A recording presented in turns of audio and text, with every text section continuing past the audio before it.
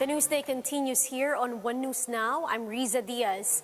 The Student Christian Movement of the Philippines, or SCMP, condemns the killing of NDFP peace consultant Reynaldo Bucala and his aide. Bucala and his companion, Welly Epago, were killed in an alleged shootout in Pavia, Iloilo last Friday. SCMP maintains that Bucala has a joint agreement on Safety and Immunity Guarantees, ID, which was supposed to protect individuals involved in peace talks that was unilaterally terminated by President Duterte in 2017. SCMP denounces the killings of activists, especially in the time of pandemic, and stress the need for a system that does not abuse the Filipino people. SCMP also called on President Duterte to continue peace talks and to put a stop to the killings.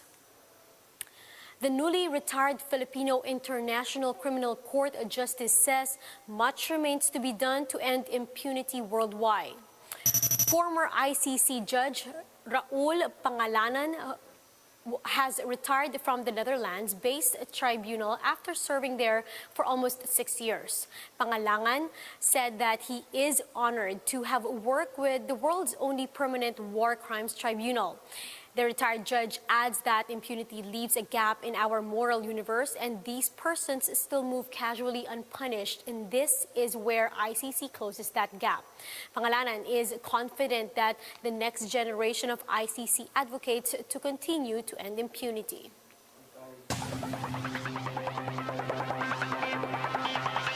Now, here are the stories in the world of sports. The Philippine Azkals will face a tough challenge in the coming joint qualifiers for the 2022 FIBA World Cup and 2023 AFC Asian Cup slated in China this June. This after star goalkeeper Neil Etheridge and 8 other players were ruled out of the tournament due to various reasons. Late call-ups who are now in Doha for training camp will fill in for Etheridge and others. Now, despite these challenges, Azkals head coach Scott Cooper is confident that the Filipino boosters will be able to come through.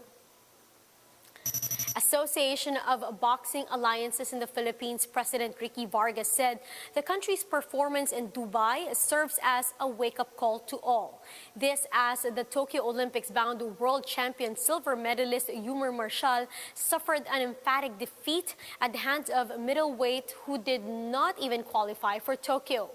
Also settling for bronze finishes were light flyweight Mark Lester Durrens, bantamweight June Ogaire, and the former world and Asian light flyweight gold medal winner Josie Gabuco. Their trip was bankrolled by the Philippine Sports Commission and the MVP Sports Foundation. For his part, ABAP Secretary General Ed Picson said the event gained their young boxers precious experience.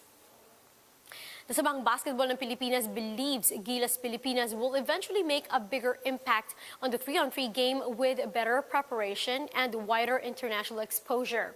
The Gilas 3-on-3 team recently failed to win a single game in the pool or in Pool C of the FIBA 3-on-3 Olympic qualification tournament in Austria. SBP 3-on-3 program director and head coach Ronnie Magsanok said that they will return to the Philippines knowing that they will be able to match up and compete with the best teams in the world. Magsanok also emphasized the importance of build-up as some of the 3-on-3 players only had 3 weeks to prepare for the qualifiers amid quarantine restrictions.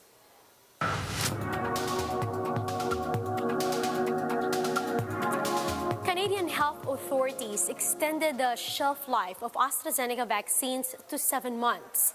The previous shelf life of these shots was just 6 months. Canadian authorities insist its approval to extend the shelf life of 2 lots of the vaccines from May 31st to July 1st was supported by scientific evidence. They added that this move will ensure that Canadian provinces and territories will be able to use up their existing inventory and provide Canadians access to the jabs. One virologist highlights the need to discover the origin of the coronavirus. John Hopkins Bloomberg School of Public Health's Andrew Pekosh explains why on Bloomberg Surveillance. Well, I think the important thing to understand here first is we want to differentiate where the pandemic started from versus the process that got this virus into humans. So I think it's clear that this is not a virus that has been engineered in any way by humans. It seems to be a natural isolate. And we think that the way it became a human pathogen is because it went from bats into animals and then from animals into humans. And I think what the debate right now is about is that last step. Did that last step happen because of a person coming into contact with one of these intermediate animals and that launched the pandemic? Or is it a situation where a laboratory was working with this under unsafe conditions, there was some sort of a lab leak, and that caused the pandemic? You know, working on these viruses for over 20 years, I can tell you that the safety precautions that have to be put in place are really quite high. And so the likelihood of a lab release is really very, very, very low. However, as you've mentioned, there does seem to be some movement on the political side today and talk about information that hasn't been released yet, which is, I think, the big question mark right now. Andrew Vetbill emails in. He's watching the show this morning. Good to see that the dog is watching the show. Andrew Petkosh, everyone listening with pets, including Francine Lacroix, can it go the other way? If we get COVID, can we give it to our pets, or for that matter, to animals of the agricultural persuasion? Yeah, excellent question. There is evidence that companion pets, cats and dogs, can be infected with SARS-CoV-2, and that's probably a result of their owners being infected. There's not much evidence of the virus moving in the other direction. So that's, I think, one good thing. When it comes to animals, I think we've seen that there are a number of animals that can be susceptible to infection.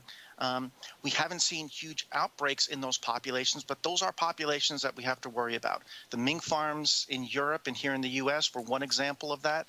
And I think we have to pay attention to those kind of things, because anytime this virus enters another host, that gives it a whole new area to adapt, and the virus that comes out of those hosts may or may not be better at infecting humans.